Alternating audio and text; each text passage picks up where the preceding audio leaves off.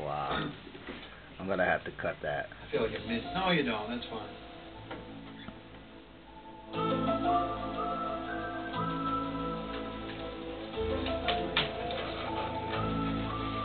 Position B, down low. I like to do that just in case somebody calls and Yeah. slide it right in there so I don't have to hold the damn phone. Let the shit vibrate. Have it.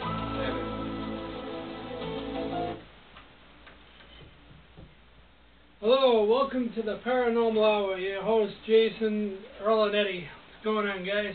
Nothing much. How's it going? How's it going, everyone? Hello, listeners. Good evening. Today we're going to talk about New England myth, fable, whatever you want to call it, folktale, Mercy Brown. Everybody must have heard about the Vampire of Exeter. I know you have. I know you have. I mean, I've been to her grave. Who hasn't? Some people. But, I mean, if you haven't, go. It's great. Mercy Brown vampire incident, which occurred in 1892, is one of the best documented cases of the exhumation of a corpse in order to perform rituals to banish an undead manifestation. In Exeter, Rhode Island, the family of George and Mary Brown suffered a sequence of tuberculosis infections in the final 2 decades of the 19th century. Tuberculosis at the time was called the consumption because they had no idea what it was. It was that new. And back then they didn't really have tests to describe what all these things were. At the time it was a devastating and much feared disease. Nowadays we can take care of this with some penicillin, a couple shots, you're good to go. Alright, the mother, Mary, was the first to die of the disease, followed in 1888 by their eldest daughter, Mary Olive. 2 years later, in 1890, their son Edwin also became sick. Now, the family at the time was confused, thinking that they were plagued by a demon or something. So, in 1891, another daughter, Mercy, contracted the same disease and died in January of 1892. She was buried in the cemetery of the Baptist Church in Exeter. Now, she died in January. The ground, back then they didn't have all the machines that we have today, so they couldn't. Nowadays we do a December, January, February burial easily. We just send the machine out there, dig the hole, put the cat. Yeah, it's simple. Back then you had hole diggers, and Exeter and a lot of Rhode Island has a lot of rock and stuff. So you have to wait till the good thaw, and then you can actually shovel stuff out. So back then they stuck the body in a tomb above ground, and it sat there until, the thaw. Once it was warm enough and the ground was a little soft, then they buried it, Friends and neighbors of the family believed that one of the dead family members was a vampire, although they did not use the term then. They didn't use that name because you didn't talk about vampires. That was like a fireside thing, and you didn't talk about it. And they believe that one of the vampires caused Edwin's disease. This was in accordance with threads of contemporary folklore linking multiple deaths in one family to undead activity. Consumption was a poorly understood condition at the time, and the subject to much urban mythology. Now, George Brown was persuaded to exhume the bodies, which he did with the help of several villagers on March 17, 1892, while the bodies of both Mary and the mother and the daughter's names were Mary. Okay, confused for a second, my bad. Both Mary and Mary Olive had undergone significant decomposition over the intervening years. 10 years. We didn't use the chemicals we did today. Of course, the body's going to decompose. Right. Now, the more recently buried body of Mercy was still relatively unchanged and had blood in the heart. This was taken as a sign that the young woman was undead and the agent of young Edwin's condition. Now, the cold New England weather made the soil virtually impenetrable, essentially guaranteeing that Mercy's body was kept in a freezer-like condition in an above-ground crypt during the 2 months following her death. Now, what they did was, since they believed she was a vampire, they took the hop, burned it on a stone, and they believed that they took the ashes from the hop, mixed it with some water, and made Edwin drink it. If they believed she was the vampire slash evil spirit that was making his illness, all you had to do was drink the hop, and it would kill the thing. Well, guess what? That didn't work. Edwin passed away. He died 2 months later. Now, many people throughout literature have used this story. The Mercy Brown incident was the inspiration for Caitlin R. Kernan's short story, So Runs the World Away, which makes explicit reference to the affair. It is also referred to in my favorite author for Cthulhu Mythos, H.P. Lovecraft's The Shunned House. I've actually read that story. It was actually really good. I would really love to go to H.P. Lovecraft's house one day and do an investigation there. Also, Swan Point Cemetery.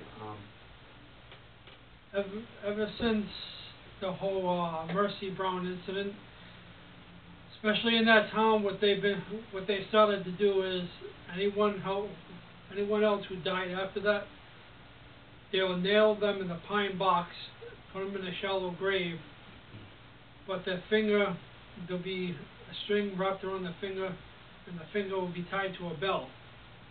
You heard about that?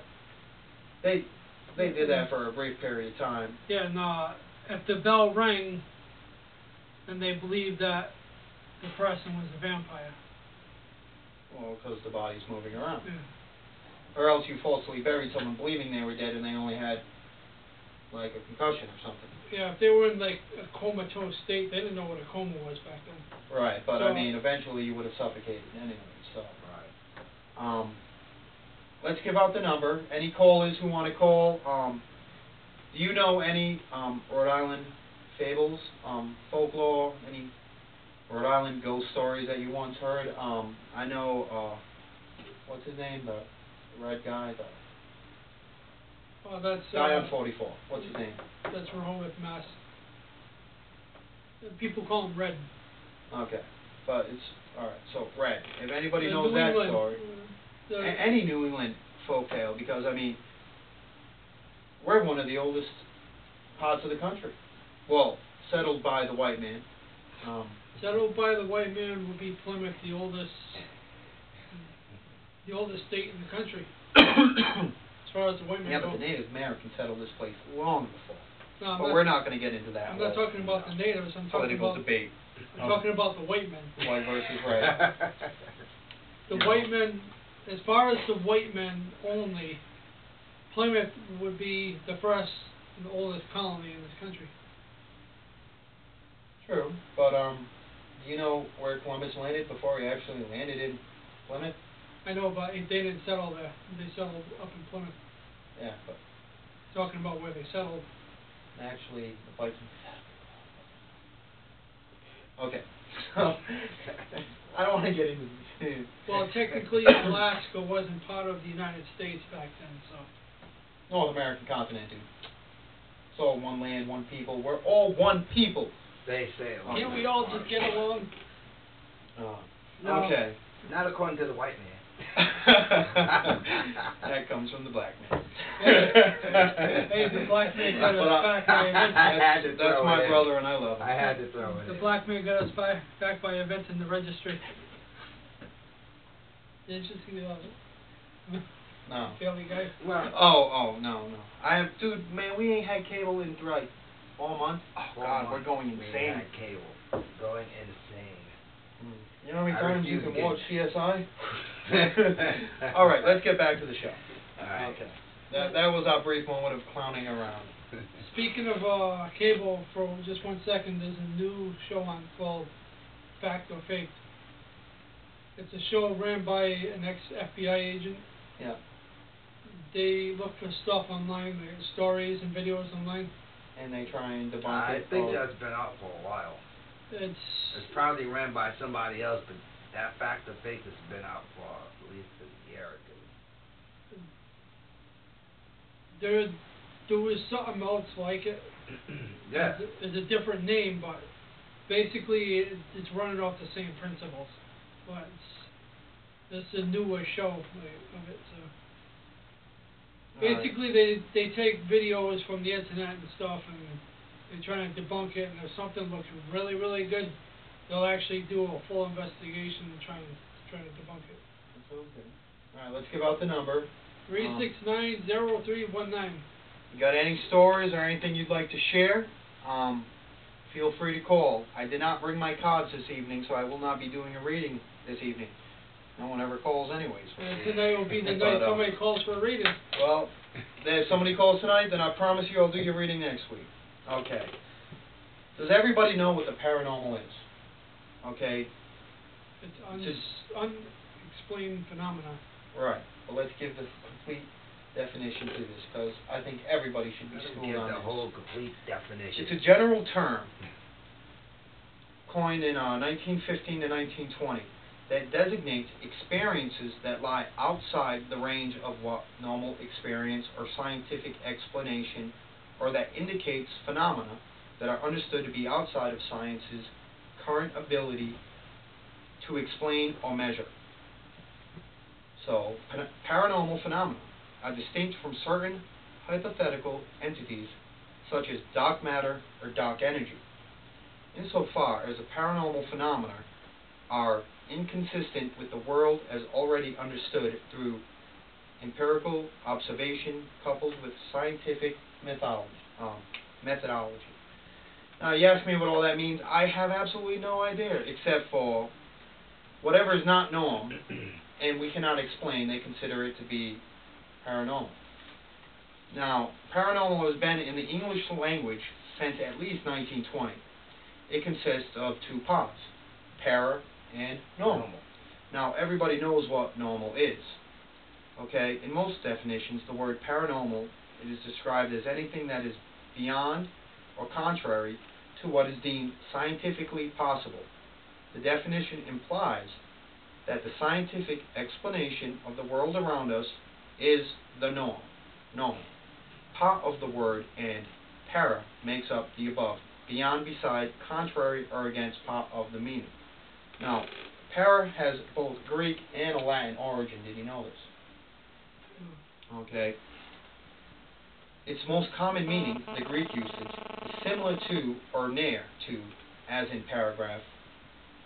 In Latin, para means above or against, counter, outside or beyond. For example, parapluie, I believe that's parapluie, in French means counter rain, an umbrella. You use it to counter rain. It can be construed then that the term paranormal is derived from the Latin use, which the prefix para meaning against, counter, outside, or beyond the norm. Okay, so we get paranormal from the Latin use, which is most of the stuff that's made up in the English language.